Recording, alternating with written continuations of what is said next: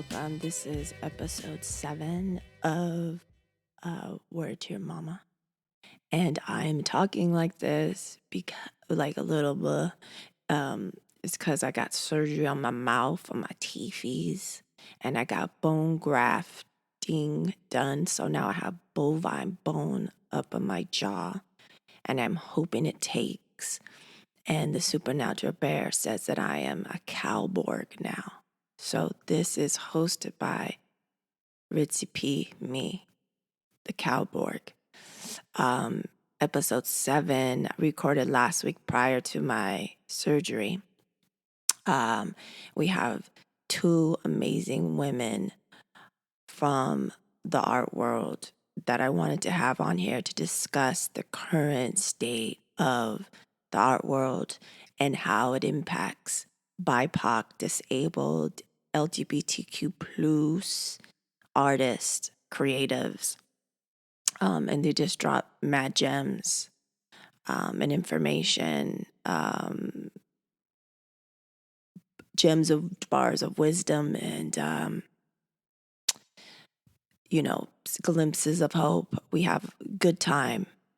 And this is the first time that I've had guests that I don't know really well.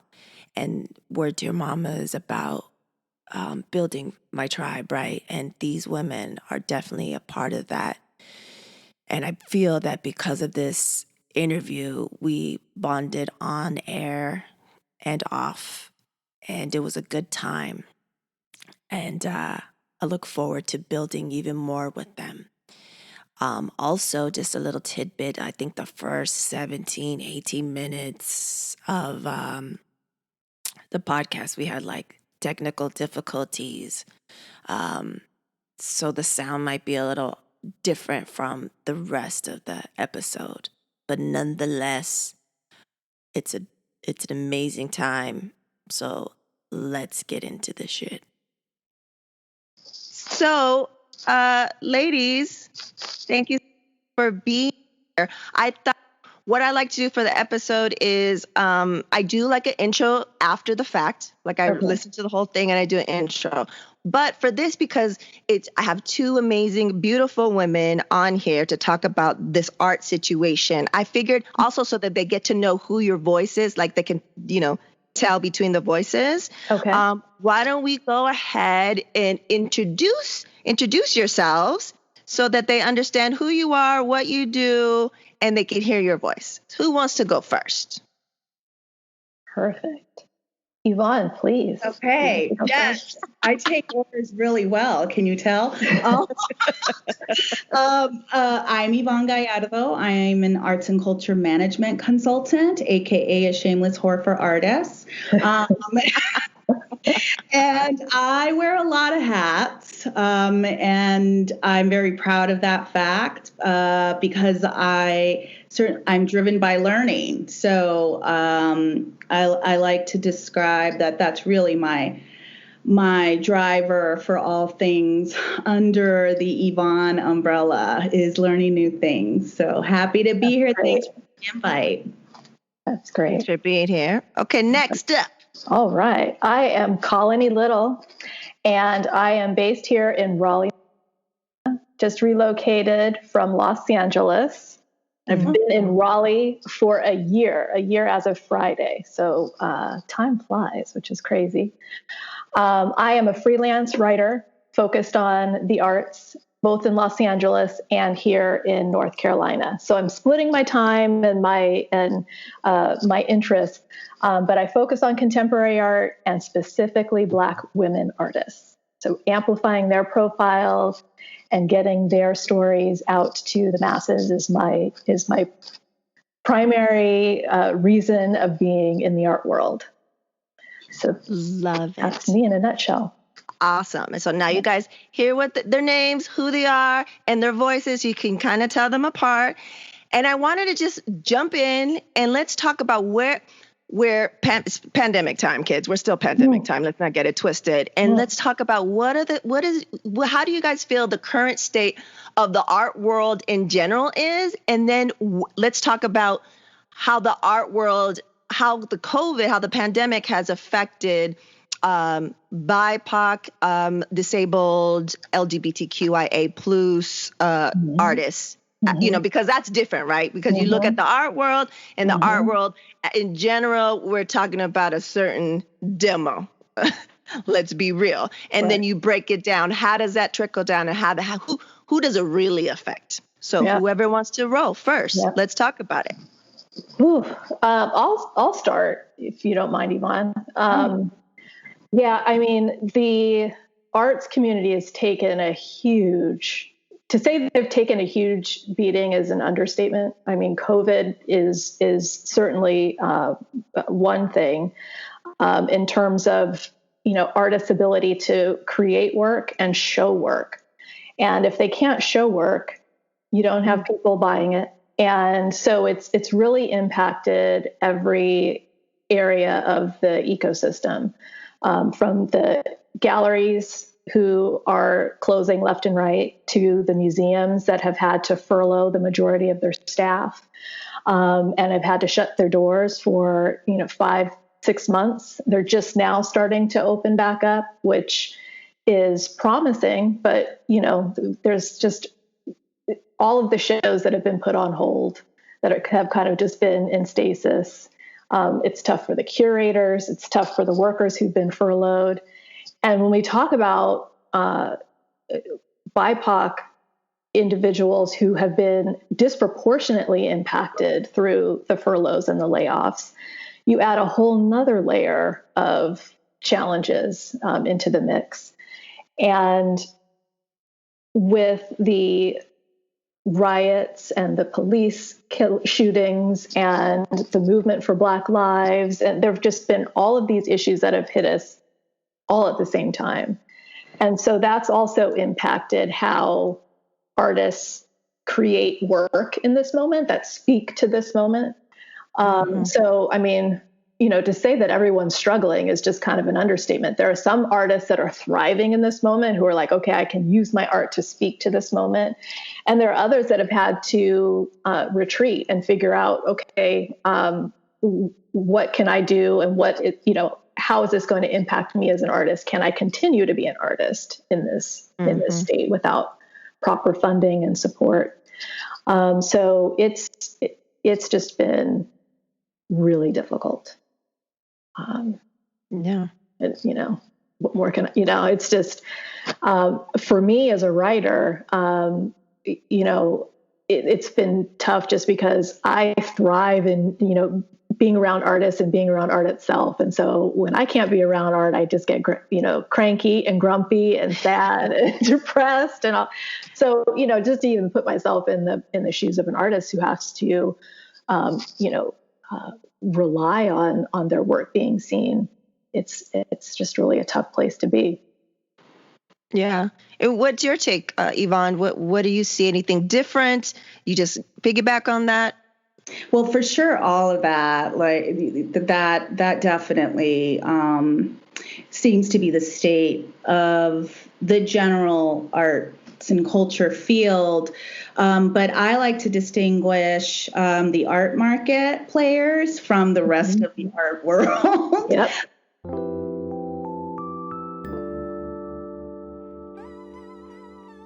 Staying competitive in these dynamic times means having the right technology at work for your small or medium-sized business. Whether your goal is to grow, downsize, or modernize, Panoply BPO provides the right combination of tools, support, and affordability necessary to make it a reality. Visit panoplybpo.com. That's PANOPLYBPO.com to schedule your no obligation consultation today. Mention WTYM and get your 13th month of service for free. PanoplyBPO.com. There is a better way.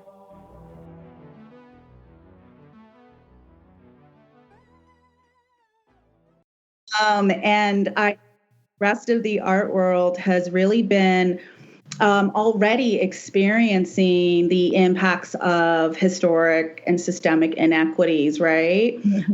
Especially artists who've been, just kept out of those mainstream art environments and markets. And I think COVID just took it to a whole another level. I think there's a lot of frustration, a lot of I'm a very intuitive person, so I feel the weight of a lot of creatives. I think that the anxiety, the struggle, the surrender, and over and over and over again. Then I'm going to take it to a whole nother level. As you know, when we talk about women of color, Black and Latina female artists who are moms, like that's a whole nother thing. Right? Please believe it. Where does your creative space go to? Where does your creative time go? But I think that we've been experiencing this sort of like hanging by a thread existence as creatives for a while. And what I'm really inspired by, so what I mean by that is like, I think artists who are organizing even more around change. Yeah. And I think more artists now are organizing for change, right? Because it's like, what can we do in this moment? So I'm really inspired by a coalition building that's happening, both at the arts and culture organization level and an individual artist level. So that's something that's really inspiring. And I'm also really inspired by how the broader social justice movements and the voice, right, the screams that we need to be screaming, at this moment is transferring into, I think, arts and culture and artists, right? They are finding their voices to speak to, what is needed to be creative, what is needed to just be in that space where work becomes conceptualized. And I think that's power. I think that there's a disconnect between some of our arts and culture spaces, between what is possible in those spaces and what is possible out in the streets, right? Those are two different things. Yeah. I think there's some have referred to it like this cognitive dissonance that's happening that I think it can be really heavy and frustrating as we organize ourselves and as we try to figure out paths to work. And yet I think there is a pocket in there for something beautiful to be born, right? For something different created and how we see ourselves. Yep. So, all of that COVID, all of the COVID limitations, all of the, the looking under the hood of capitalism and how arts and culture reflect that reality. I think that's been around for a while. I'm just really excited about what's being created in this moment. If not work, then connection and exploration, at least. Yeah. And I also have, now that we came into this all thinking, a couple of weeks, okay, a couple of months. Here we are, October. We're like, some people are month 8.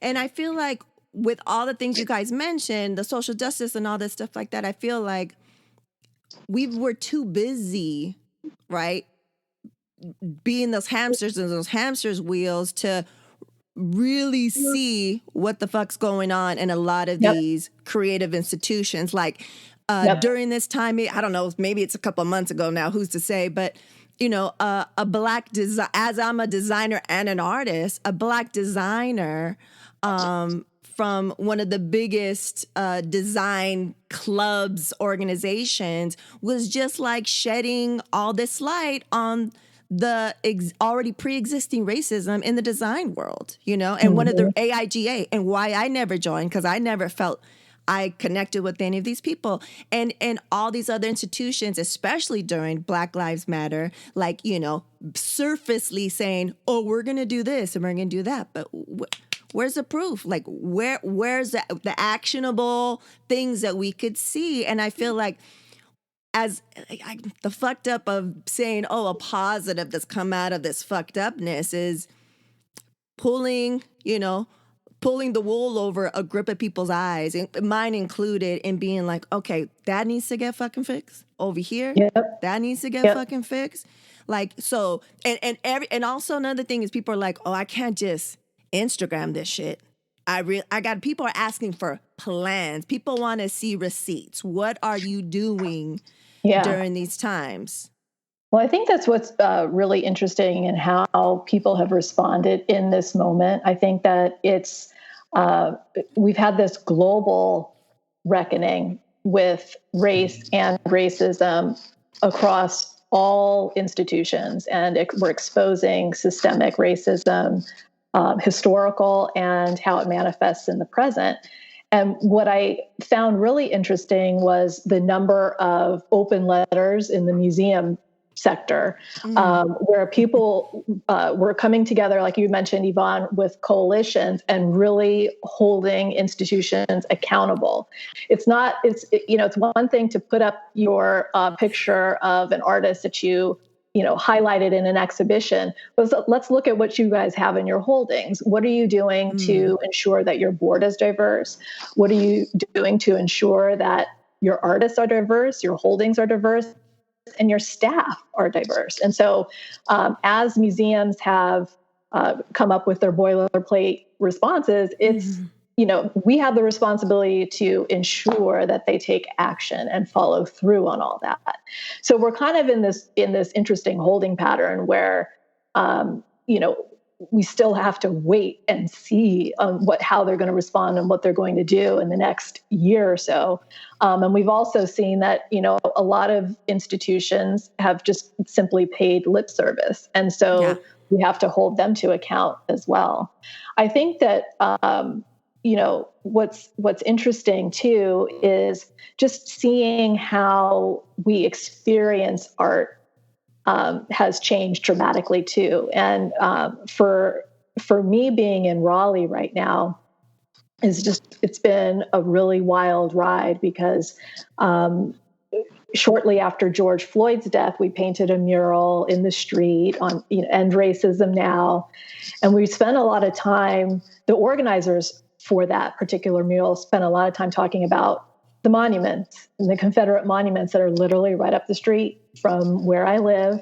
And 2 weeks later, they came toppling down. So it's just there's this moment that we have to seize. And the art that was in the streets that reflected this energy and this moment, all on these plywood walls that were built up to protect businesses, those voices actually had a platform for everyone to experience and see. And so suddenly art was taken out of this pristine, institution in this white cube, and it was put in the street. So I just think there are so many ways for all of us to use our voice and hold individuals accountable. It's going to take some time to see, how we reap the benefits of that in the future. Yeah, I couldn't agree more that everyone has their role, right? Like, I think there's a lot of guilt that comes with those of us who may no longer be on the front lines of the protest, but we're leveraging the power that we have in our own spaces, and it's so needed.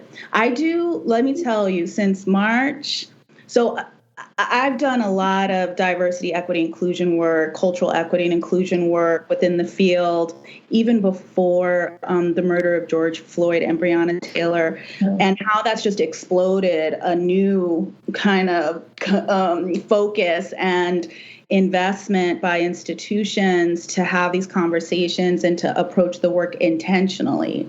But I realized, I'm like, this is not our first time at the rodeo with this discussion. Nope. We've been in iteration upon iteration of discussion for decades, not to mention, our elders who have been, leading organizations and movements, having these conversations. Part of this newly invigorated conversation is because this is an issue of relevance. The institution not doing us any favors. We've proven time and time again that we can express ourselves, create quality work, create movements outside of these institutions where they're not even relevant, right, to how we move work forward. That being said, I think the institutions realize, because of the demographic changes that are happening in the country, this is about their survival.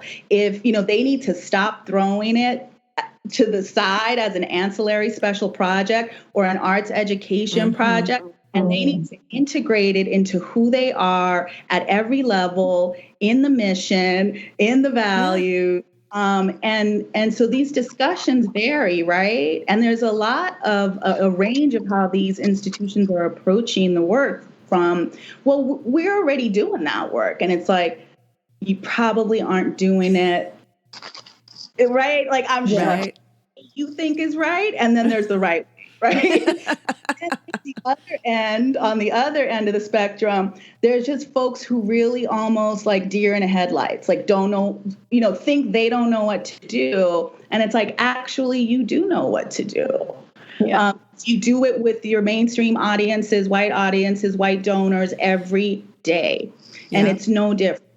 So that effort, investment, and intentionality, right, needs to be a focused and sustained effort, or else, we're going to do our own thing, which we've been doing already.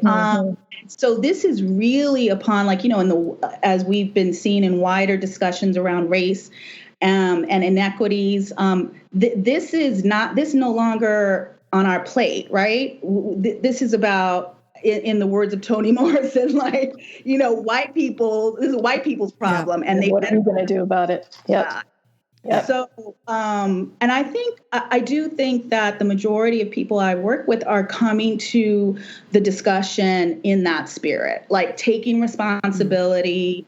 But definitely, as Colony mentioned, this is a long-term effort. I love the conversations where people come and they talk about, well, we need to do something now. And it's like, look, we've had 600 years of colonization plus, right? 400 years of slavery. Like, this is going to take some time. We're in a new place. Yes, we're in a different space. Yeah. But this is going to take some time. So let's be strategic, right? I see this work on 4 levels: personal, interpersonal, organizational, and systemic. And all of those, we have to be working on all of those. Yep. And so I think, gather yourself, gather the very heightened emotions that we're all kind of sitting with, experiencing, and then let's get to work, right? Let's think strategically, because we have an opportunity in front of us right now. Absolutely. Yeah. So kind of going back to, some of the things you were mentioning before. You mentioned especially artists of color that have families and how that's impacted them as well, right? And just being an artist of color, but also, handling our own business. And pre-pandemic, I was barely trying to figure out, you go in these ways of how to get that bandwidth to create. Then COVID happens, and it's like this. It's time for artists. This is our time, and all the injustices. We're like, this is your time. Your time is up. Like you're being called up to the front to make shit. And I was just like, I cannot. It was another level, and I think that's also something to consider, right? It's just like, on the artist side, it's just, I've talked to my artist friends, and some of them say, I can't fucking get to that space. I don't have the it's too much stress, anxiety. It's too many things happening at the same time. And it was feeling really bad about it too. Now, months in, you see all the posts like, Mama, you don't got to be creating right now to know your worth. Like, you are an artist regardless. You taking the time for you is important during this time. And because of that, I'm even more grateful for the artists who have shown up and showed the fuck out and been there for us to be our voices, right? Mm-hmm. So, like you mentioned, some people, it's not just in the arts, in business in general. You have to evolve or become extinct. And this is a crazy, weird time, but you had to pivot. Yeah. Sometimes you pivot and as best as you can in some industries, and you're still not making it because so many systems were already broken pre-pandemic that even you doing your best, you're not going to make it. And a lot of places are closing down for different industries. But in artists, I've seen people thrive right now. You know, some artists thrive because they pivoted in unique ways. TikTok, or I like to call it the tip top. And, you know, it's like on the I tip top. rely on you, Ritzy, on TikTok to forward the highlights because I'm just, Yeah, because I because like I to know if I curate. delve into TikTok, it would be, I already don't have a life. I would be like completely immersed, you know, lurking on TikTok I like have all to day. agree. I would like, I stop at TikTok. I cannot at TikTok. Like, I just can't. So thank you for You just fill the sharing gems. Yeah. those nuggets of believe fabulousness. believe me, Yeah. ladies, you don't want to go down that road because as we are part of another age, we're part of the similar age bracket. These kids born with this shit, they can deal with this shit. When I got into it, someone was like, be careful, you're gonna be addicted for like 2 weeks. Please believe it. I was addicted. I was like, what is this? But I was like, I don't want to see all this dancing shit. What the fuck is this? So then I started looking. So the longer you're on and then you start curating your shit, then now people are like, all I see is dancing. Where are you getting this? I was like, I paid motherfucking dues to get, I follow artists. You know what I'm saying? I did work. I did the work to get You that, put in the work and we reap the benefits. yeah. And I Yes, try to, thank you. I don't post everything, but some gems. But on there, it wasn't as popular. It got real popular during this time. And artists, I've seen artists that you post your Venmo, your Cash App, and they're artists of color, amazing artists of color, indigenous, disabled, the whole spectrum of artists, and they're just posting the artwork, posting a work in progress and a finished thing, posting how they package something. People love fucking, if you're listening to this, post some packaging videos on the tip top. Love that shit. They love that shit. And then they support. Like, they might not even buy something. They just on the strength send you stuff. So anyways, just all that to say, I've seen some people thrive, but that's kind of like just like this temporary thing, right?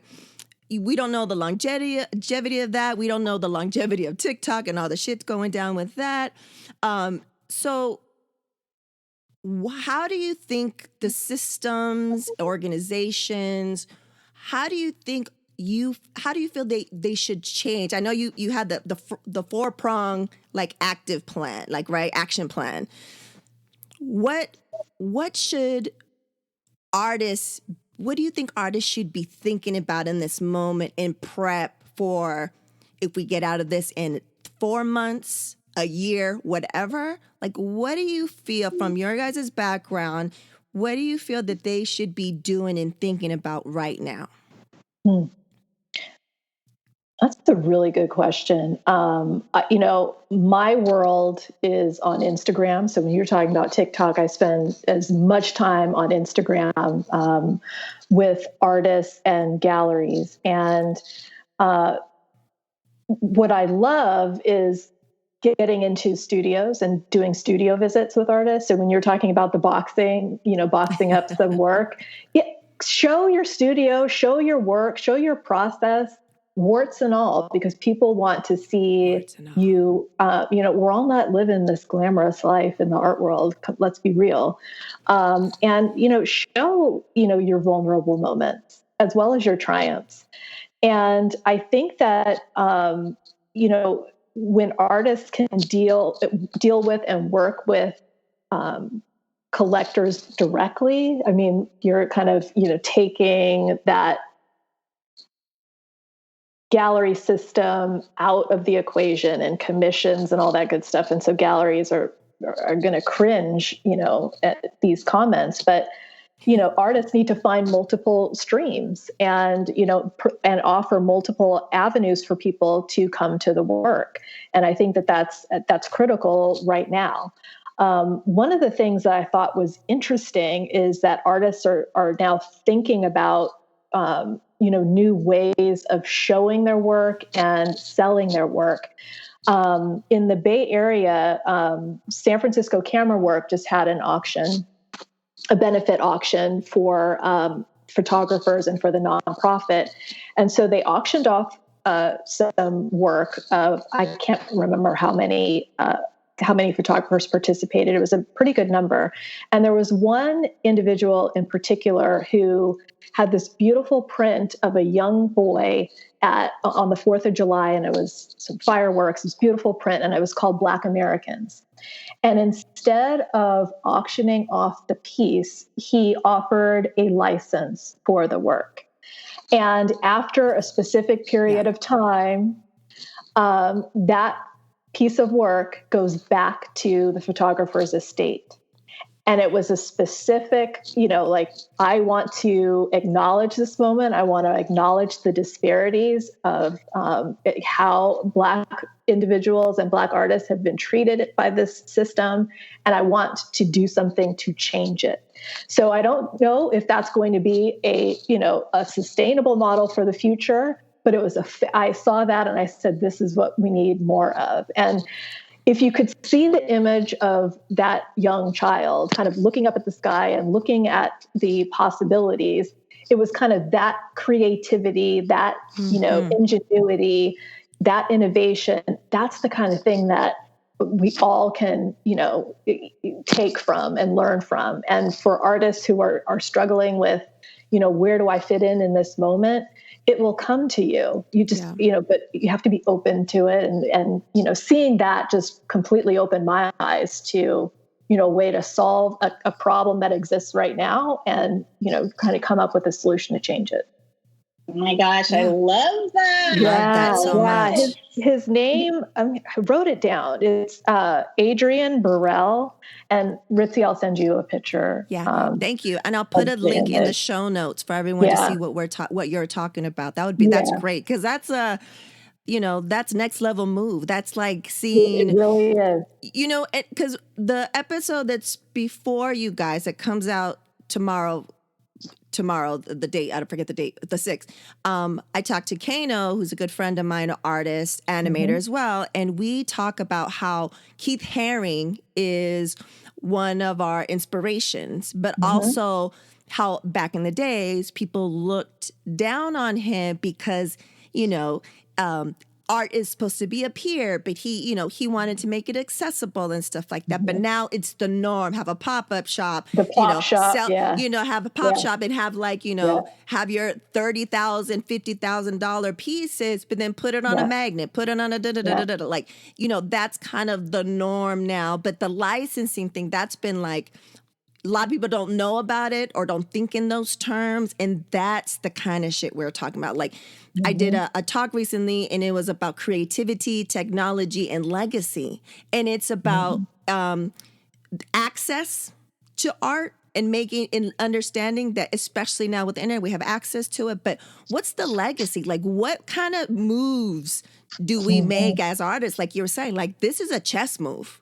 That is right. Talk about legacy, right? Yeah, that's a chess move. And there's some artists in certain art spaces who have been knowing about that, who the gallery owner's been telling them about it, their managers and agents, because they have this whole team that's looking out for them, because if they look out for them, they look out for themselves, right? But the individual artist needs to know more shit like this, like licensing, longevity. It makes one, instead of paying out a lump sum, you get your shit licensed so different people can license it out. You get that pass, like you guys said earlier, the different streams of income and what's possible, and not thinking like, well, that's beneath, just do whatever you feel is comfortable for you. But, let's make it accessible to everybody. And if someone can buy a magnet of your shit and you make a difference that way, like, make a difference that way. Like, you know what I'm saying? Like,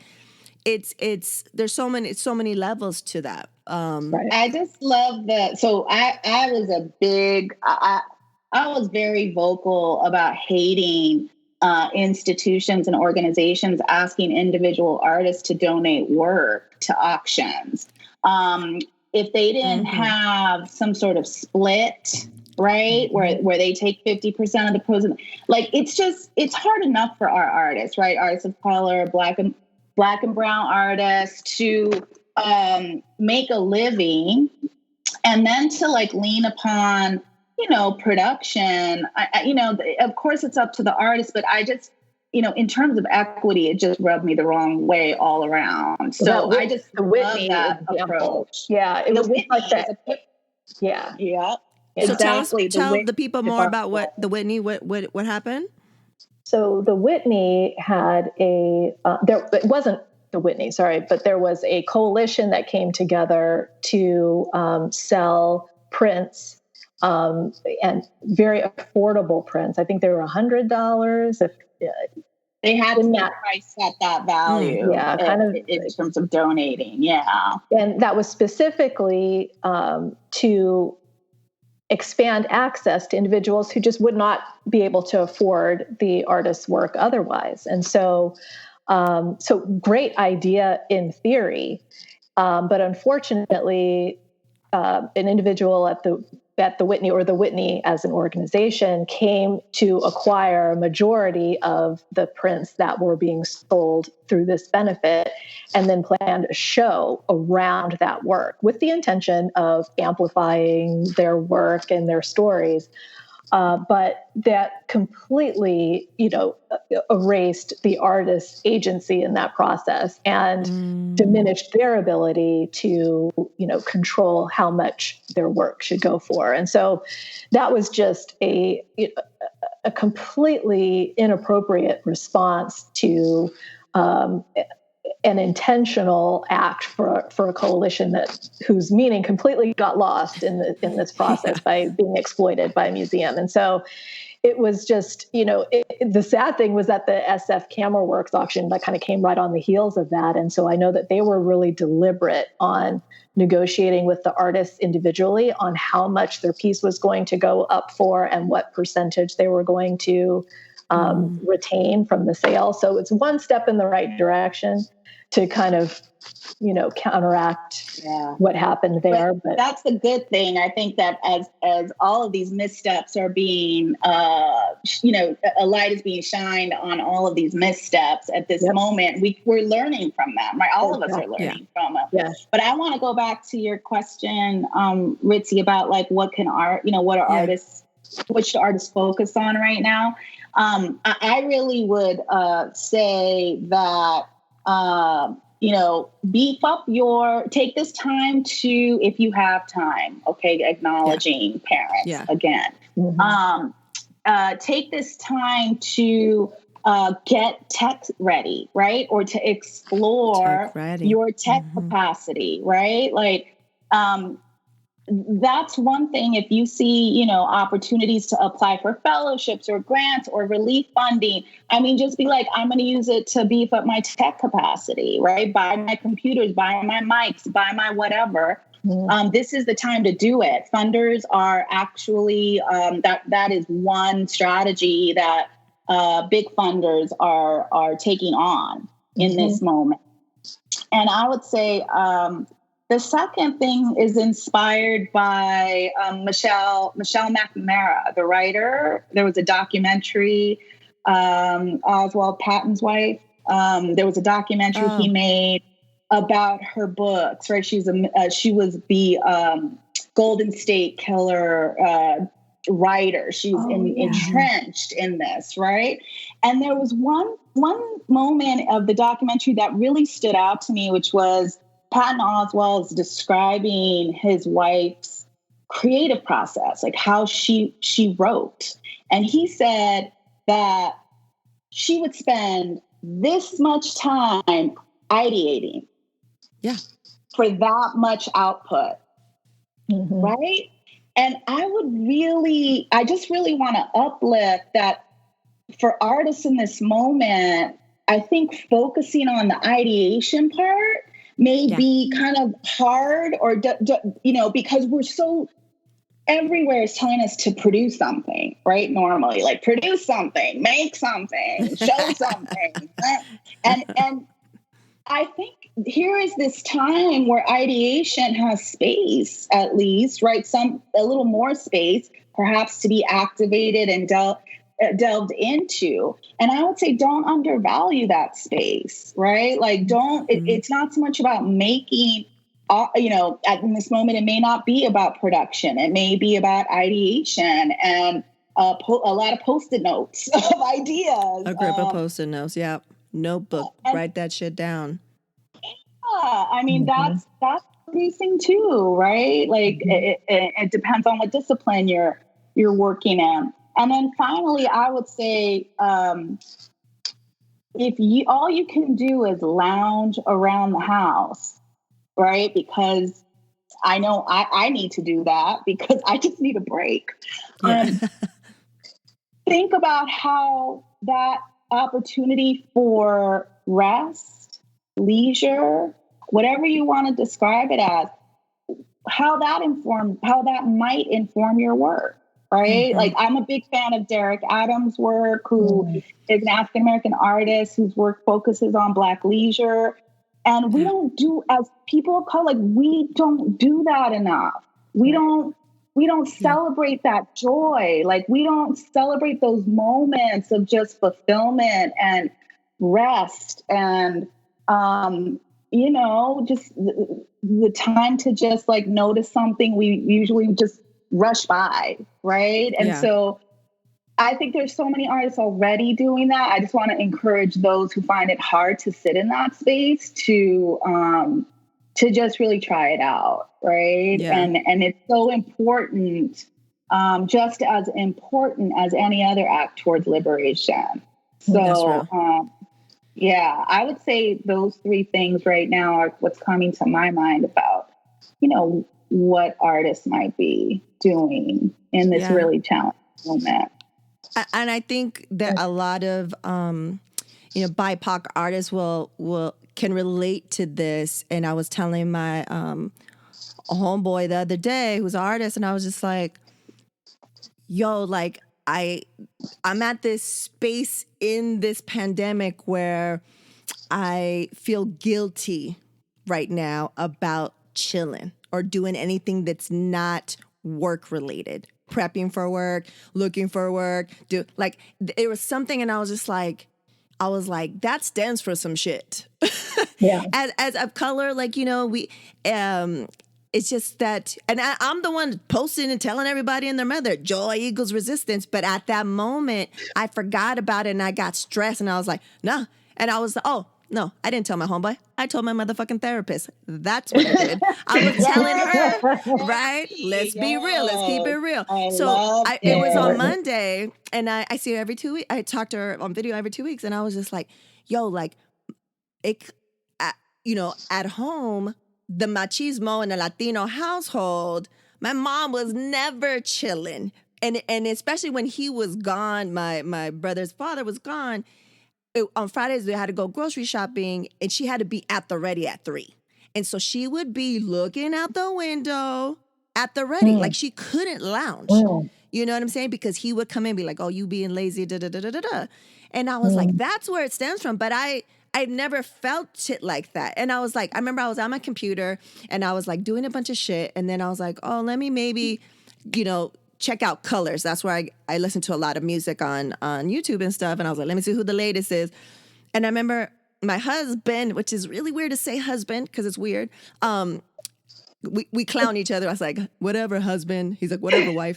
So anyways, it's weird. So my man was coming and he was going to see my screen. And for a hot second, I was like, I need to be working. And I was like, he ain't even like that though. Do you know what I'm saying? Yeah. And That's it was all just this internal. Yeah. It's all internal. And I think that happens to us a lot too, because we're just like, okay, we got some money, but we need to make more. And I don't know, I'm sure you guys probably heard interviews of artists of color that say, people asking, what was your first big purchase when you made it big with your big check, and they're like, I didn't spend nothing for a long time, because as people of color, we have it in us that we don't know if there's going to be more.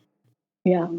Yeah. You know, whether you're an actor, musician, visual artist, whatever, anything, just, essential worker, you just never know if there's going to be more. So you're just like, nah, I'm not going to spend it. I got to keep making more. I got to hoard it. Now I got some, I got to hoard it, So it's kind of like that mentality. So, just piggyback on what Evonne says is like, we forget sometimes, because I just forgot last week, that like, that's part of the process. I always say, it's like the airplane, oxygen first on you, and then you can take care of others. Like, so I think that's very important. Like, take the time.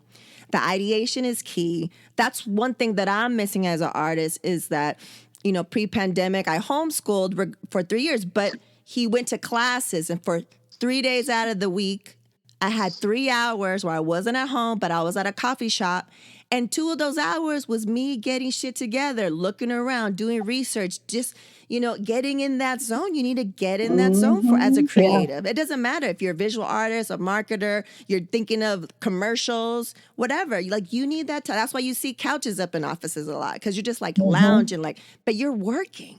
Right. And people have to remember that. That's part of the process. Yeah.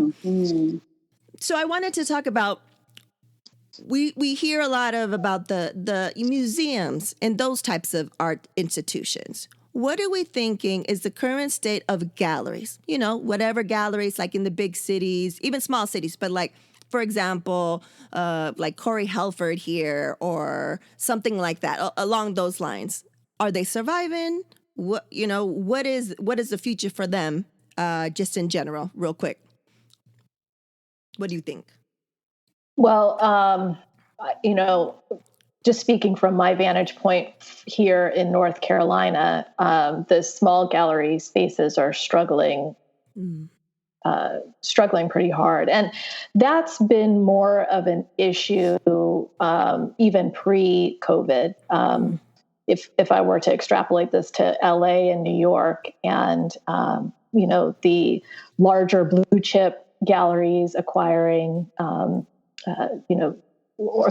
artists from smaller gallery spaces. So, kind of that rush to, the smaller galleries are cultivating the artists, and then they're getting plucked away from the larger ones. And so with COVID, it's just been, just exacerbated by, rents and inactivity and inaccessibility and all that. So that's kind of a yet to be determined space. We've been lucky here in Raleigh where there haven't been closures, which is good. But because the hospitality industry has been impacted far more than the gallery space. But I think that they're just hanging by a thread at this point. Yeah, I was going to say that I think the gallery model has been under threat for a long time. Right. And what I mean by under threat is the demand for gallery services has been leveled by technology, social media, and the ability for artists to connect directly with collectors and vice versa. And so if you were a gallerist, you were usually working in tandem with larger institutions, museums, right, to not just assess and place and position yourself within an existing market, but to create emerging markets, right? So we know that funny little connection, that funny little delicate line that museums and galleries walk, right, around conflicts of interest, et cetera. But I think right now it really is about those gallerists who have worked really hard for their artists and really hustled. Because we have like hundreds of stories that we can share about the bad, those bad experiences with gallerists. But I think there are definitely good experiences. And that's because, number one, the gallerist intimately knows the work of the artist, is dedicated to their their visions and have hustled for them, have proven, right?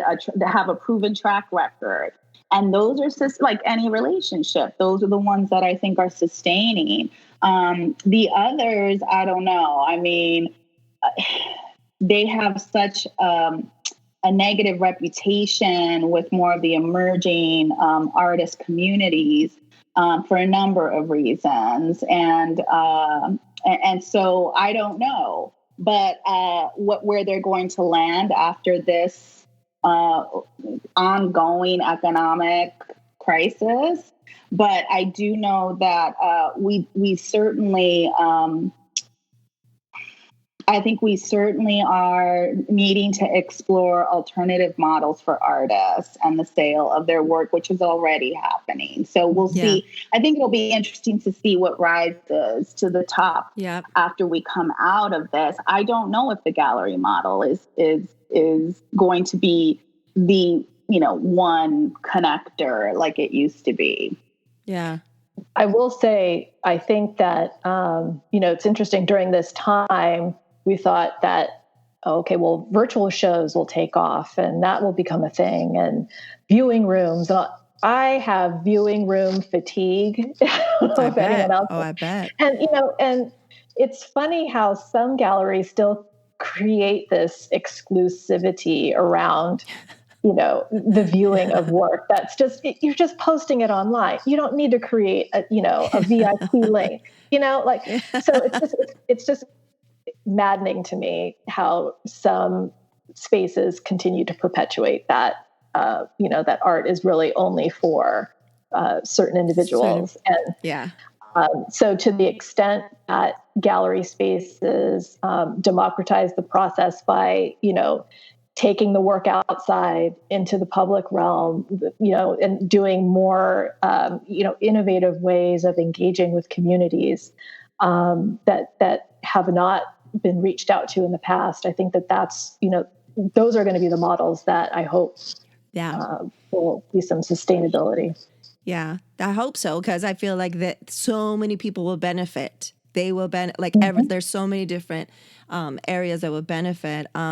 One thing I have noticed and I love seeing is people just with bigger platforms sharing, giving a space for artists to give them more visibility, on all social media. And I love seeing that. And now I'm following so many more new artists, where you thought, people are like, oh, but there aren't, they always say that shit about, us, right?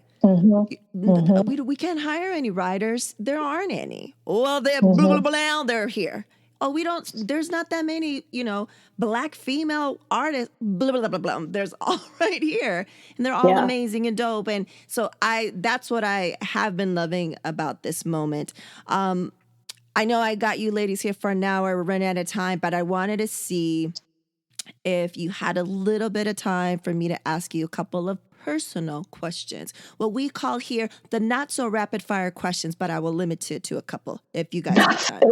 Right on, I'm down. Yes, I'm down. The first episodes, I was like, let's do the rapid fire questions. And then they were like, just turned out to be longer. So now they're the not so rapid fire questions. But we love them. We love them.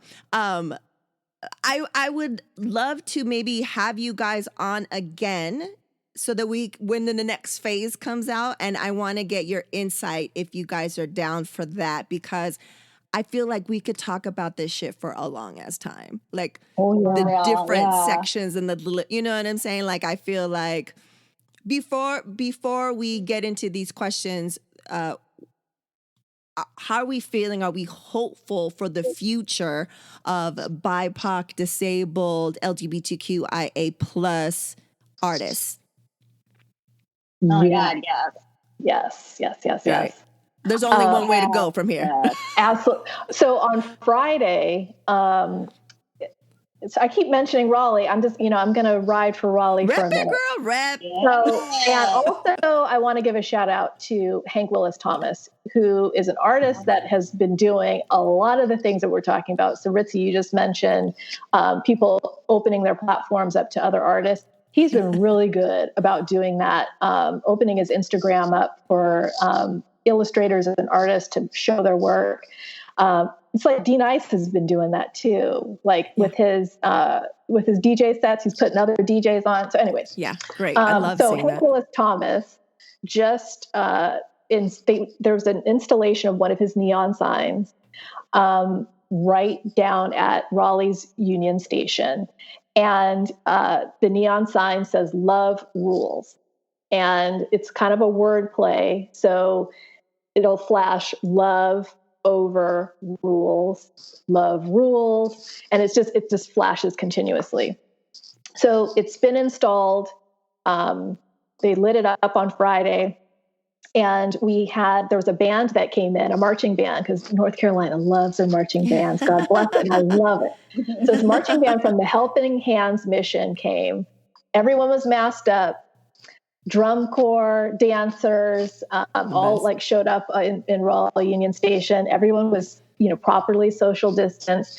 And in that moment, I realized how important it is to just, how music is so important to the soul. Seeing that piece of artwork installed at this critical time when we're just going through so much crap in politics and, in the news and COVID and everything, to all kind of have a small group of people be able to like celebrate in that moment was so powerful. And that sign will continue to be there. And so it's just such Amazing. a lovely beacon of hope and possibility that I'm thrilled. And so the Contemporary Art Museum right across the street had a bunch of signs put up where people could write, love overrules, fill in the blank. And so there's kind of this dialogue that's being created just from a public installation is just so important right now. So, to answer your question in a very long-winded way, yes, I'm optimistic as to, what we are capable of moving forward.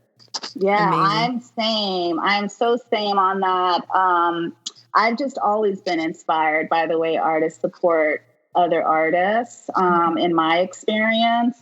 And I think the possibilities have already begun to reveal themselves and how younger Black and brown artists have already been integrating. They're more integrated than we ever were on these issues and on their lives and on their needs. The ideas of holistic just being, right, as opposed to being a producer, is inspiring to me because I've always been at work at the spiritual level, in addition to all the other work. So artists are really just modeling that, and they're modeling it louder and clearer than ever before. So I am always inspired by the younger generation, how our current generation, I'm Gen X, so how Gen X is evolving and finding their voice. We had a lot of angst. Thank God we have Public Enemy and Kurt Cobain. Right. And please believe it. Fight Club. But we had a lot of angst, and we didn't quite know how to maneuver those spaces of power that we found ourselves in. But so we're learning, right? Learning is a circle. It's not a hierarchy. And I'm just, continually ever optimistic about what is yet to come. That's great. I love that because that's one of the ongoing themes here so far, every episode, especially when I talk to my homegirl in episode 5, Dr. Rachel Ramis. We talk about all the spaces that we've been in, that we were the only woman, and sometimes also on top of that, the only woman of color in white male-dominated spaces. And our generation, the Gen X that we're evolving now, is that, and what I saw, especially when I entered the music industry, was that it was white supremacy, colonization has ingrained us, has infiltrated us on so many levels, on the cellular level sometimes, that we were just always crabs in a barrel. So I'm the only woman, I'm the only person of color. There can only be one. So, you're not taking my spot, bitch, because I'm the only one. But these newer generations, they're like, yo, let's pull everybody up. Like, let's do it together, strengthen numbers. And as I was never down with the, with the pushing people down. I was always like, yo, this isn't right. And another woman pulled me up, at a time when there weren't many. And I said it, that she's like a unicorn, right? Yeah. But a lot of us that maybe felt that way because we felt it's like survival technique. We're evolving, and hopefully those who haven't yet are continue to evolve because we can learn from each other, right? And have all these different safe spaces to do the work, learn from each other, and because I keep saying, if we unite, the powers that be will be shook as fuck. And that's why they do whatever they can to separate us, to, segregate us. So let's unite. I love these different mentalities and the fact that, I can reach out to you guys during a pandemic and still see you. We can connect. And we've built this for this hour or whatever it's going to be, this space, and share it with everybody. And everyone in the world has access to it. They can relate to it. They learn from it. Maybe they chime in. Like, I love this shit right now. It's like, maybe I wasn't drawing and creating that type of art, but I'm creating a space, and whatever we can do, like find your shit right now. And this is fantastic. So thank you so much. Let's get into these questions. Okay, but before you do, I just want to give a shout out to some of the artists that I know who've been doing that for a while. Yes, please. One, Shizu Saldamando, our girl. Please believe it. I want to have her on. Come on. Yes, who has been collaborating with artists in really, large institutional spaces. And then, of course, Rafa Esparza, who just flipped the whole Whitney Biennial model on its head in terms of, just transforming the curatorial practice and just inspired by those who have been doing this for a while. And so please, understand that we all have homework to do on those who came before us and those who've been doing it before, because then we can make things even more extraordinary. So just wanted to shout those two out. That's right. Please believe it. Please believe it. Okay, real quick, let's get into the not so rapid fire questions. I'll go back and forth between you guys. Let's start with Evonne. What's the best piece of advice that you received so far in life? Oh my goodness. See, not so rapid. The best piece of advice I have received so far. What you need, you already have in you. Please believe it. All right. Colony? I was a deer in the headlights when you asked that question. So there's been so much, I will say that, which is a blessing. Yes. I will say, well, when I first got into writing, I was leaving a career, a completely different career in the financial services industry. So that's really where I've spent 20 years of my life, is in the insurance industry. And I made the decision to leave it. It was a very tough one, but I wanted to work in the arts in some capacity. And so when I made that decision, I remember really struggling with it. And my mom said, whatever you decide to do, own it. And I've always held on to that one piece of advice, because you shouldn't rule your life. You shouldn't live your life in fear. And, make a decision, make a change, own that change. If you got to change again, do it. It's okay. It's not the end of the world. And so, just own your decisions. Love that as well. All right. Now going back to you, Colony. Again, let's start off this side. What are you doing to dismantle the patriarchy?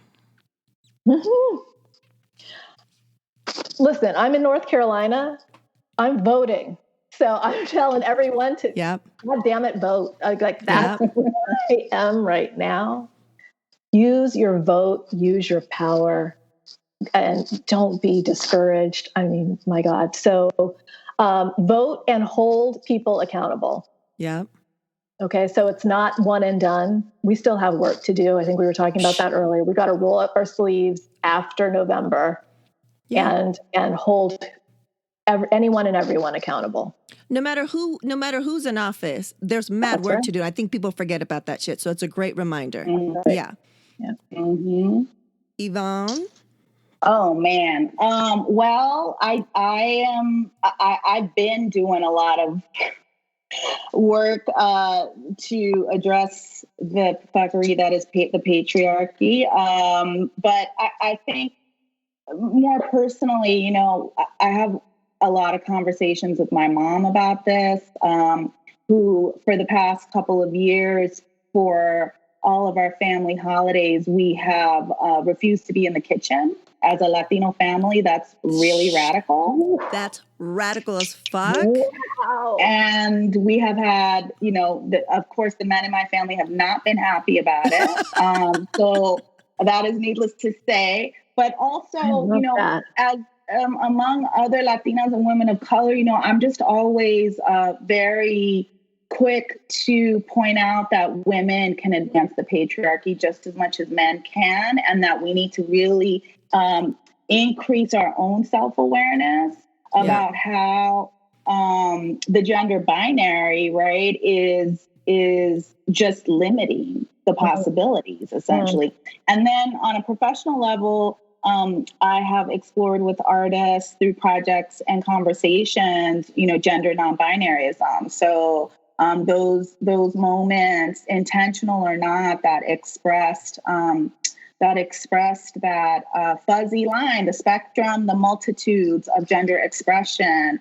And so I as someone, as a girl who grew up, right, in a very genderized culture, always not feeling comfortable in that, you know, those limiting categories. So it's something that's really personal to me. And then, of course, yes, to underscore Colony's very important message: vote your asses off. Please believe it. and then get ready for work. Yeah, That's right. Please believe it. That's right. Another thing that I talk about often is speaking of, you know, be fluid and the spectrum and all that shit. I am learning so much on the tip top about that, you know, like for reals, because, you know, especially just, there's so many people there's a couple of people that I follow that I'm learning a lot from, especially in the trans, you know, speaking trans women, trans men, I'm learning so much. And just like, you know, people that are on there, they're just gender fluid. And then I think of these new concepts, and then I ask like my niece or nephew, I'm like, yo, word, like you have friends like this that are like, it's fascinating to me and kind of empowering. It's like, wow, you guys are so lucky. She was like, you know, my niece was like, yeah, I have a friend who's gender, you know, fluid and expresses it, and it's fine. And I was like, that is like worlds different from our shit. And also going back to your point, Evonne, that I mentioned before, but I will mention it again because I think it's very important that, you know, the patriarchy is so ingrained in us that when I first got into the music industry, my mentality was, yo, I thought to be respected by the dudes, I had to be like a dude. Yes. And you don't need that shit. You know what I'm saying? I don't got to be like a dude and then look down on other women who are acting as women. Do you know what I'm saying? Like feminine and emotional. Nah, we could be all that shit. You know what I'm saying? And so I think we forget that. We forget to check ourselves and how are we adding to the patriarchy without even maybe knowing it sometimes, you know what I'm saying? Right. So that's really good. So to close it out, it's a simpler one, ladies. We're not going to get into like your thesis statement, but Evonne, what is the song that gets you hyped, that you always got on your playlist at the ready to get you hyped? Or one of them, because I know there's different instances. Who's your favorite child? Like, oh my gosh. What gets me? You know, I'm looking at my playlist. You're looking at your playlist? Oh my gosh. Because I mean, I'm a huge Prince fan. You already know, Ritzy. Yeah. So I mean, there are so many, selections from that discography, the masterful print. But you know who really gets me hyped? Like if I need to get motivated to go work out or to work out, period, I would have to say it's like Ghostface Killer, like any Ghostface. And I'm really, and those who know me, who are close to me, know this already about me, but I love me some Ghostface. Like, that gets me like, yeah, because you know why? He can be hard and sensitive. Yes. Evonne, when I met you, the first time I met you was when we did that talk at that arts. What was it? College something arts. I don't know what it was. College Art Association. So we did that stuff, right? And I met you, and I was like, "How do I not know this girl?" I was telling my husband, I was like, my man, I was like, we're like separated at birth or something like that. And especially right now, because everyone who knows me knows my go-to is "We Made It" by Ghostface Killer or anything off of the Supreme Clientele album. Oh my gosh, same. Yes. Any track off of that album, I'm hyped. I'm hyped for, and it goes for any occasion. A corporate one, a not so corporate one. It doesn't. Oh my God, Evonne. Ugh. Yes. Okay. Colony, hit us. Okay, well, for Evonne, I'm gonna get when we wrap this up, I'm gonna listen to Cher Shayla Ghost because that's my favorite. That's right. That's right. So, but to pick one, I'm dropping my books. If I had to pick one song, I have songs for different moods. So if there's like a fight song or a hype song. Yeah, a fight or a hype song, yes. I'm in the South, so I'm going to go with the South and go really old school with some Trick Daddy and Shut Up. Ooh, yes. Because that is like, again, we're going full circle on the horn. Like, I got to hear a horn. So, yeah, that. I'll go with that. Yeah. Oh yes, Trick Daddy. There is no more to this. Trick Daddy. I love it. I love that song. And you remember, I was making my niece, who now second year UCLA neuroscience. She was. I remember I was making that playlist. I was making. My niece was like, "Can you make me a playlist of like some of your my old school jams, to get me hyped as I'm filling out my college applications?" I was like, "Yeah." So I went on Twitter and I asked, and she was like, Trick Daddy, Shut Up. I was like, "Please believe me." And I added it to the list, and your song was added to the list, and that list was played when she filled out the applications. She got into one of the hardest schools to get into for neuroscience. You got to step into the ring. Yes. Oh, I'm so glad. Why we're here. That's why we're here, ladies. Yes. Thank you so much. We're the hip hop head. You know what I'm saying? Ritzy. This was amazing. Like I said, I want to have you guys on again to discuss. I feel like this is real important. And I'll get all the links from all the people that an institute and organizations and whatever to link to. But before we leave, let people know how they can get a hold of you. What's your handle or your site or whatever, or anything you want to promote? Boom. Whoever wants to go first. Go ahead. Go ahead. Go ahead, Evonne. Okay, thanks. Twitter is my name, Evonne Gallardo, at Evonne Gallardo. Facebook is the same. IG is Muse1971. I'm dating myself, but that is my IG handle. And then my website is EvonneGallardo.com. So check it out. And in terms of uplifting something right now, well, I would just say, it's actually a question to your listeners. If anyone's figured out how to navigate all this content and show up for all these things that are being done and created, let me know, because I can barely, tune into a friend's discussion on IG Live. But if someone's figured out some sort of way to better manage that and take in more content, I am open to hearing that. So that's more of a question. But that's good. Thanks for having me, Christy. Yeah. That's good. And I go by Culture Shock Art on Instagram and on Twitter. Culture Shock Art, all one word. You'll find me on Twitter just talking mess and Very sending entertaining videos, mess. Yeah. playing songs, cracking jokes. Instagram is where I really like to, highlight either the artist I'm writing about, or just the art that just gets me going every day. So you can find me at both places. Links to my blog at Culture Shock Art as well. So Awesome. Oh my God. Thank you so much, ladies. This was better than I expected. I knew it was going to be good. I can't just invite just whoever to talk here. You know what I'm saying? Like, not everyone's going to be able to do this, and you guys both shine. So thank you so much. this was fun. I always love learning, and learn something new today. And it's always great to meet new people. So pleasure to meet you, Evonne. And it's great to see you, Missy, in person. I know. See you. I love your hair right now. My COVID cut.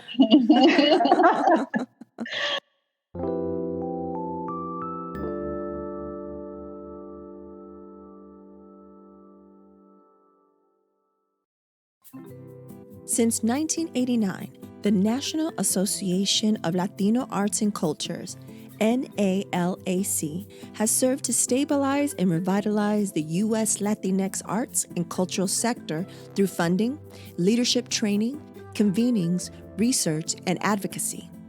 NALAC serves thousands of Latinx artists and nonprofit Latinx arts and culture organizations in urban and rural communities and has distributed over $3 million in grants and awards, driving equitable funding within the arts and culture sector.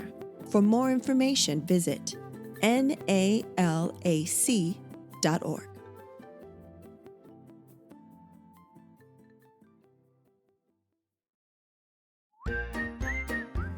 And now, introducing the Supernatural Bear Corner. Supernatural Bear.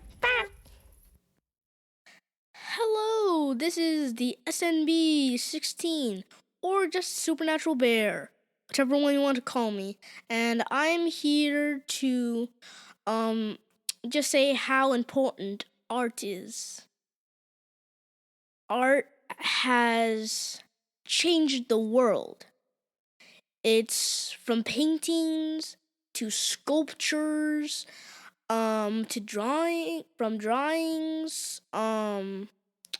to even music, or just writing musical notes.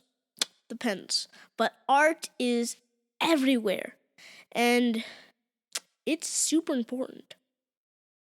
I may be repeating myself, but yeah, super important, guys. And we gotta make art and help art make this world a better place. So, just saying that, thank you. Goodbye, my do's and dudettes.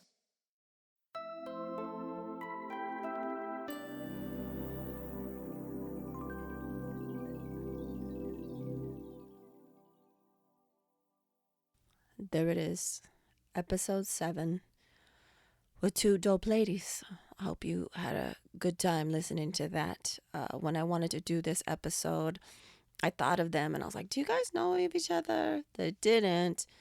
But I was like, if you guys would be down, it would be great if you guys can come on, because I really wanted to have 2 a black woman and a Latinx woman on here to talk about this, right? I didn't want people talking about it that didn't understand. So it was very important. So here they are.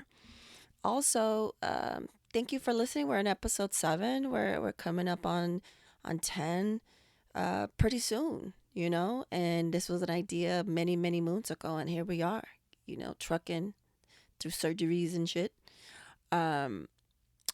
And also there's, different ways to help out, but please, something that's free is leave a review on Apple Podcasts or wherever you listen to podcasts. But yeah, leave that review, kids.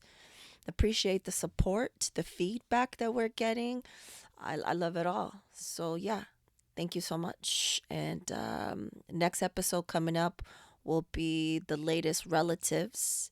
Will be episode 02 in the relatives series. So stay tuned for that. As always, love to Liberty and the fam that are free, roaming free, living that life in New Zealand. Until next time, we reap. Word to Your Mama is owned and produced by Ritzy P. The intro beat is produced by Nico Beats. And as always, it's brought to you by RitzyPeriwinkle.com, DorianSharp.com, and PanoplyBPO.com.